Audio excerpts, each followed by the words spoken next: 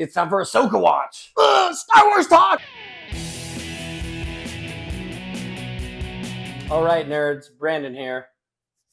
Our favorite time of the week. Oh, I'm sorry, Jimmy. But still our favorite time of the week. I got so excited. It's time for Ahsoka watch.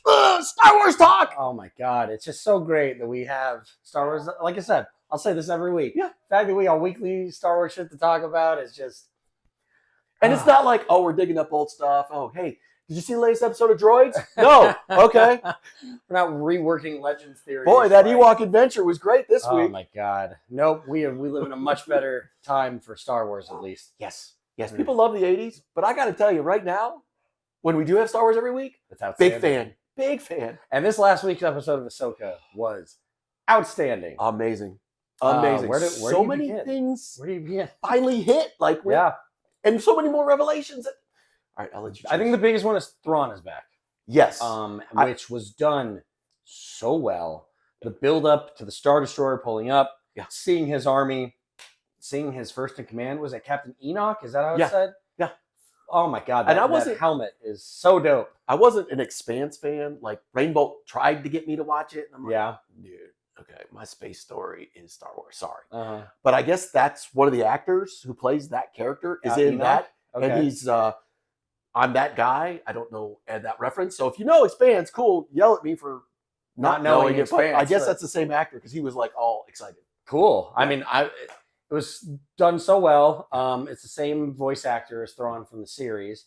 It was a little weird at first because it's just like, oh, just a blue dude. But I mean, he's so good at that character and that voice that once he really starts hitting his stride there, like it was like my only critique. Okay, I need more indeeds, and I need more perhaps. But yes, and to see the stormtroopers, it's like you forget that they've been gone for a long time. They've been exiled. So when they first introduced them, I'm like, what is going on here? I'm like, oh my God, they are still military formation. They are still like the greatest group of soldiers ever, but they're like piecemealed together because everything's falling apart. But like you have to think about too, now that's added an edge to them. Yeah. They're like, we are going to survive. Yeah. So go ahead and come at us. We've seen some pretty, messed up shit here. And it just occurred to me, these aren't the clones that are like, we will do what you tell us. We're programmed to do that. Well, no, because by the time Rebels was ending, this is after Jedi. This is like, so these are humans who are all about it, the cause. Yeah, exactly. So awesome seeing Thrawn, awesome seeing Ezra. Real cool moment there with. I don't know what I expected. I didn't expect hippie Ezra. He's been living out on the land. It makes perfect sense. But when he first popped up, he's just like, "Hey, dudes." I know this is dumb, but I expected the kid from Rebels, and then you're like, "Who's that?" Grown adult. He's a grown adult who doesn't have a razor, living on his commune with his little turtle buds, rocks, whatever. It's like, oh wow. But so cool. So cool that we now have the whole gang back. There's 2 more episodes left. But I think one of the best part of the shows that is really, I think, we have the main story going on, but I feel like this thing bubbling under the surface that's slowly, coming to the top here is Baylan and Shin. And there's more. There's more to it. They're just not hired thugs to go do what they were instructed. It's been teased that Baylan has something. Baylan's got other stuff going on. He had 2 speeches in this episode, and it got to something you were really talking about, where they're using a lot of mythology from Norse and English Arthurian. I know Baylan and Shin come from like a Norse mythology thing, but there's like now that they're at this land that was like a fable, like he says, he's like, stories about where I'm standing right now were fables as a kid, and now I'm standing here. And her like, well, those are only stories. It'd be like, you see him just for a second, like, you didn't hear them. You weren't at the temple. I was there, and they were told like fairy tales, but now I'm standing where they were happening. And it reminded me, I don't know if you read one of the books. It was Count Dooku's book, and it kind of shows. It's not a great book, but it shows him coming up as both a Padawan and becoming a Jedi, and he was infatuated with a lot of this mythology that the Jedi tossed aside. And we're like, we don't want you to learn this. We want you to learn this straight and narrow. And I felt like that's one of the things Baylan was getting to. It's like the Jedi, one of the reasons why they fell, and I've always wondered this myself, how could you not know Sidious was there? How did you not sense this? How did you not know? You say, oh, the Sith have been gone for thousands of years. Like, you morons. Like, nobody sensed it. Nobody did anything. How could you be like, so someone arrogant? Like Yoda, yeah. How could you be so arrogant to not realize that? So when you have Balin giving this speech, we're like, I was that. I believed this fairy tale. I was to be a Jedi like that. Yeah. But then it all fell apart, and I realized it's a cycle. You have the Jedi, you have the Empire, you have good, you have bad. And he's got something up his sleeve that he wants to try and break that. Okay, so the fact that you bring up all that the whole time I'm watching it is I'm like, he and Ahsoka went in the same directions, Yeah. but opposite sides. And neither of them know why the other person made the decision that they made. For all he knows of Ahsoka, who was in the Jedi Order and walked away. Doesn't know why. And he's got respect for her because he's been told to kill her, and he's like, yeah. And he also has a soft spot for her. Yeah. So it's like, and you hear him talking about like the Jedi, and he's like, God, it was such a good idea. They just sucked at doing it. Yeah. And that's basically Ahsoka's whole thing. Yeah. Is that she liked the idea, but she's like, you guys got this all wrong. well, we keep talking about her as a Jedi, like legitimately, like, oh yeah, But she's not. She is. She herself is like, no, I'm not a Jedi. no, nothing I'm to do with not a those Jedi. people. I'm not any of that. Yeah. And that's what Balin is. Yeah. I think that through this, which is going to be weird anyways, but I'm thinking either Balin is going to die, which is weird enough because of Ray Stevenson passing away in life, or he's going to choose to stay back in this like world and not return. He's going to do something to kind of start his vision. Yeah. And I really think Shin is going to end up with Ahsoka and Ezra and Sabine, because she too is just following him like a dog, like a puppy. Like, you are my master. I will do what you say. I'm here to back you. And I think if he is like, we have the same vision, you need to go with them. This is the next part of your training. Yep. Because she even says, like, when they talk about Ezra Ezra and Ahsoka technically being, what do they call it? Boat? Well, it's definitely Ezra because he was never trained at the Jedi. So Ahsoka wouldn't technically be, right, but Rey would she be. was. Why did I forget his name? Anakin? No, the dude who trained Ezra. Kanan. Kanan. Yeah. He obviously was still Padawan at the Jedi Temple and escaped, changed his name and all that, and didn't even reveal who he was. Yeah. They found out. So he trained Ezra as best he could. That was the term, the Boken Jedi.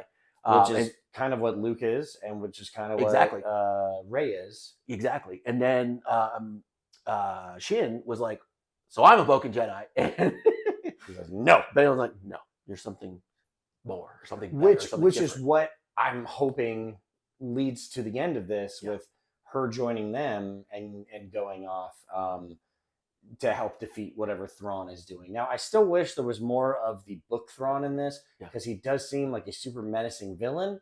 And I'm waiting to see the reveal of why he's with the Empire, like out loud. It's in the books. It's it's things like that. But I'm waiting for that like moment of like, oh, I'm just using all of this to my disposal to set me up in a position so that when this new force comes, I'm able to defend it because they're going to take us all out. Well, and I feel like, I can't remember if I read it in a book or comic, and this is one of the problems with all the Star Wars stuff, is I forget where I read it. Yeah. But they alluded to the Emperor being worried and sensing danger in the Outer Rims. Yeah. And that's exactly what Thrawn... That's what Thrawn is here for. Exactly. So I'm like, are they going to make it into the TV show? Are they going to do this? Because, again, a lot of people haven't seen or read all this other media, so they don't have a clue what that would be. Right. And I think, so they announced the 3 new movies. There's the Rey movie, which is going to be like the new Jedi Order. I don't remember the second, but I thought the third was a Filoni-verse movie, or a Filoni-led movie. I believe so. Are you talking about the other one with Taika Waititi?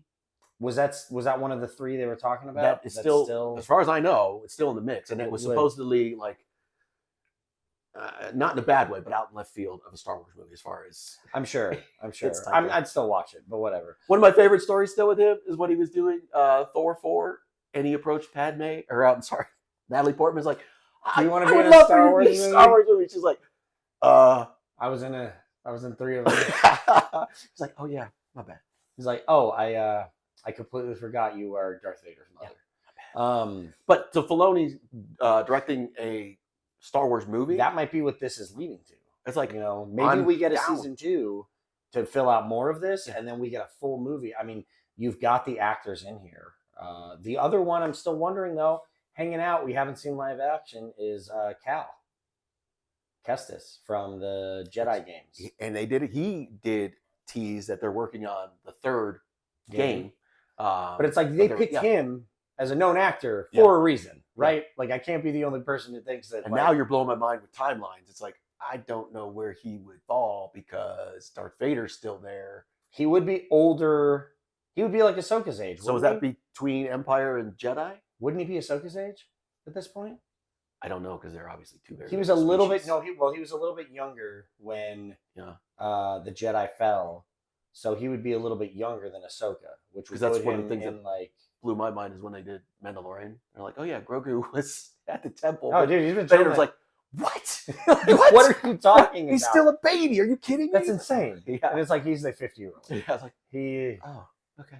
I'm not good at math. By the time the next season of Mando happens, Grogu can get the early bird special. Yeah, exactly. He is a senior citizen at that point. But one of the things I really, and as we rewatch the clip, I really appreciated, and I think this is why Filoni is just amazing, is you have Baylan talking to Shin, and I saw moments of Alec Guinness and Mark Hamill in A New Hope, and you're like, the gravitas that he's bringing to this role, and the way Shin is reacting to, oh, are we going to take over? Is this what we're doing now? And it's like, calm down, puppy.